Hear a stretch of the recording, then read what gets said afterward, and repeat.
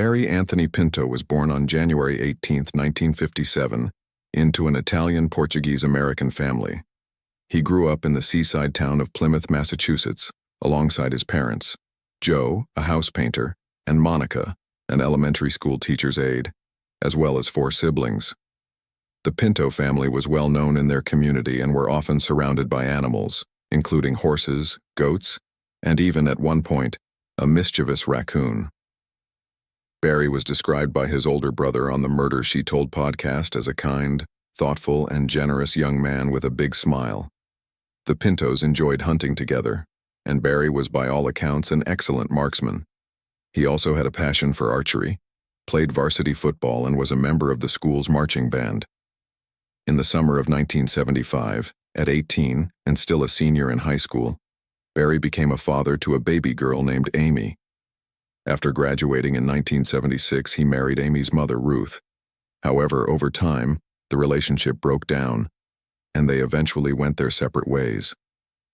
Despite the separation, and Ruth and Amy moving to Seattle, Washington, Barry remained involved in his daughter's life. Amy regularly visited her father. After graduation, Barry began working as a self-employed lobster fisherman on the family trawler, the North Star, and worked as a plasterer during the off-season. Not long after, Barry found love again, with a young hairdresser named Dena Marie Sears. Dena was born on July 12, 1958 in Manchester, Connecticut, alongside her twin brother Dean. Their parents, Frank and Lena Sears, raised 6 children in total, 2 boys and 4 girls. Like Barry, Dena came from a big family. She was academically gifted, graduating as valedictorian from Hartford Technical School in 1977, and was also a cheerleader. When she was nearly 22, Dena's family relocated to Plymouth, Massachusetts, a place she was already familiar with, having lived there as a child. She got a part-time job at a local hair salon, and it was there she met Barry Pinto. The couple married on October 18, 1980, at the United Methodist Church. In January 1982, they welcomed their first child together, a son named Derek. Dena balanced motherhood with part-time work at the salon to help support their growing family. Later that year, Barry and Dena purchased a fire-damaged renovation project at 4 Cherry Street Court, a dead-end street in the north of Plymouth. They moved into the dilapidated structure on December 26, 1982, planning to restore it into a duplex, 1 unit to live in and the other to rent out. The property was just a short distance from Barry's childhood home on Grasshopper Lane, where his parents still lived. They had invested in their future and were excited to build a life together. But on February 24, 1983, that future was suddenly and brutally torn away. Barry, 26, and Dena, 24, were working on renovations at the house when Barry's brother-in-law, Kim Carden, arrived around 11:35 a.m. to lend a hand. Friends and family often pitched in on the project. Both Barry and Dena's vehicles were parked in the snow-dusted driveway, and around 50 lobster traps were neatly stacked in the backyard, ready for the upcoming season. Kim approached the rear entrance as the front door was still boarded up. No one answered when he knocked, which struck him as unusual. He retrieved the spare key from under a nearby brick, but just as he did, a car door slammed behind him. It was a neighbor, David, stopping by to pick up a battery for his boat. Together, the 2 men entered through the locked rear door and were immediately struck by a foul odor. Inside the kitchen, they found 13-month-old Derek in his playpen, unharmed but visibly shaken and crying. The family dog bolted from another room and escaped into the yard. As Kim and David moved deeper into the house, they made a horrifying discovery. Barry Pinto lay fully clothed, face up in a pool of blood on the living room floor. Dena was on the sofa, also face up, dressed in her nightgown and partially covered by a blanket, her head resting on a red pillow. Shocked and terrified, the men grabbed baby Derek and rushed to a nearby store to call the police. Authorities arrived at the home shortly after. Derek was taken to the hospital as a precaution, but was later released into the care of his aunt, Catherine Carden, Kim's wife. According to initial responders, nothing appeared disturbed inside the Pintos' green and blue wood-shingled house. The television was still on. The blinds were drawn. Lamps from the night before were still glowing. There were no signs of forced entry or robbery. Both victims were still wearing jewelry, including gold chains, wedding rings, and other valuables. Even a small stash of cash, about $20, remained untouched in a bureau drawer. The fact that the back door had been locked when Kim arrived and that the regular house keys were found on the kitchen table suggested something chilling. Barry and Dena may have willingly let someone in, perhaps someone they trusted. Alternatively, the door had a locking mechanism that could have engaged after the killer left. When it was closed, it meant the perpetrator could have left easily, without needing a key to lock the door behind them.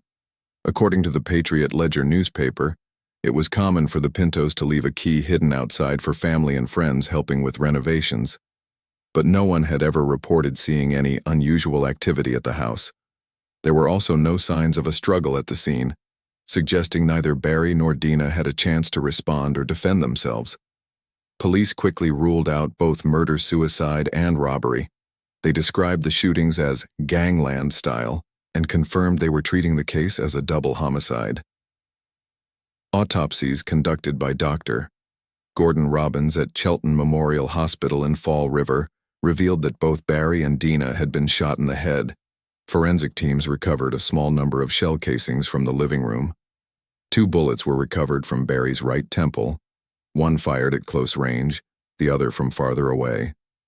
Gunpowder residue on a red pillow next to Dena's head showed she had been shot 3 times at close range on the left side of her neck and head. All bullets were .25 caliber and matched the 5 spent cartridges found at the scene. The medical examiner estimated time of death to be between 8 p.m. and 9 p.m. on the night of February 23rd. However, a neighbor reportedly told police they did not hear any gunshots that night, nor did they hear the Pintos' dog bark in distress. According to the Old Colony Memorial newspaper, Dena had spoken on the phone with a relative at around 7 p.m., just an hour before her estimated time of death, and she sounded cheerful. That same evening, she also visited a department store. Nothing appeared unusual. Barry, an avid collector of firearms including rifles and handguns, kept a gun cabinet, which investigators noted. Police seized several weapons and boxes of ammunition to check for recent use. According to the Enterprise newspaper, a .25 caliber handgun was missing from Barry's collection, though this could not be verified. Only boxes of .25 caliber ammunition were found, no gun. Barry's gun holster hidden behind a nightstand near the couple's bed was empty, but it wasn't designed to hold a .25 caliber weapon. In the basement, police discovered a makeshift shooting range, complete with a target board and spent shell casings. At the time, it wasn't clear whether those casings were linked to the murders. Further analysis later confirmed that the same gun used in the murders had also been fired in the basement. Whether that .25 caliber handgun was registered to Barry Pinto remains unclear. Unfortunately, the murder weapon itself has never been recovered. Sniffer dogs found drug paraphernalia in the basement, including a small bag of white powder believed to be cocaine, several small empty plastic bags, mirrors, razors, triple beam scales, and a ledger. A relative later claimed that the small amount of drugs had been purchased by Barry a few weeks earlier while on vacation in Florida, and were solely for personal use. However, the presence of scales, bags, and a ledger suggested the possibility of distribution. Police did not believe the drugs were connected to the murders. Drug detection dogs found no additional narcotics elsewhere in the home. The motive for the murders remains elusive. By all accounts, the Pintos were quiet, well-liked, and respected members of the Plymouth community, doing everything they could to build a future for their young family. Friends and neighbors told the media they were devoted parents and loyal friends.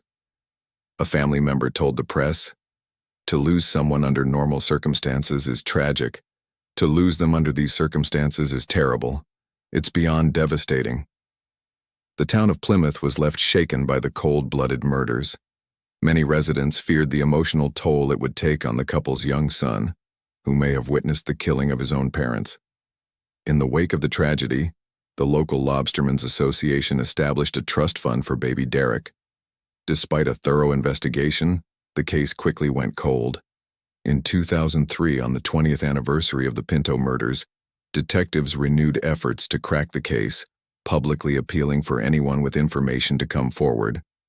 Unfortunately, very little physical evidence was found at the scene, making it difficult for investigators to identify the killer. This lack of hard evidence meant that public assistance became crucial.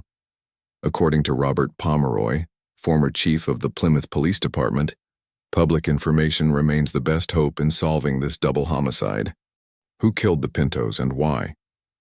That question continues to haunt investigators. Why were Barry and Dena murdered in cold blood, while their infant son and the family dog were left unharmed? Perhaps because both were silent witnesses. Still, no clear motive has ever been established. Was the killer invited into their home? Or did they gain access knowing where to find a spare key? Was this someone the couple knew? And if so, what grievances did they have? Was it a targeted attack, possibly related to drugs? That seems unlikely, given the amount recovered was less than a gram. 3 individuals were interviewed at the time, but none led to a breakthrough. An anonymous tip suggested police search the boat ramp on the nearby waterfront for the murder weapon. But once again, nothing was found. Every lead has led to a frustrating dead end. The case remains open and periodically reviewed by the cold case team. Barry and Dena were laid to rest side by side at Vine Hill Cemetery in their hometown of Plymouth. A funeral service was held at St. Mary's Church with more than 500 people in attendance. Reverend John Hanlon told the mourners, "At this time of death, words seem so inadequate to express the depths of our sorrow and grief. There are so many unanswered questions, but we set those aside and think of the memories of Barry and Dena's lives." On the 27th anniversary of the murders in February 2010, Barry's daughter and Dena's stepdaughter, Amy Strobes, now a mother herself, spoke to Wicked Local. She said her family still finds it difficult to talk about what happened. "I just want to know what happened to them because whoever did this should not be walking around free. For the last 27 years, it's been eating at me. I need to do something. If anyone knows anything, or remembers anything, it might be important. It's just not right. Their killers are out there, free, living with their families, and we have no answers." Those with any information regarding the murders of Barry and Dena Pinto are urged to contact the Plymouth Police Department at 5087-461212. Even the smallest detail could be the key to finally cracking this case.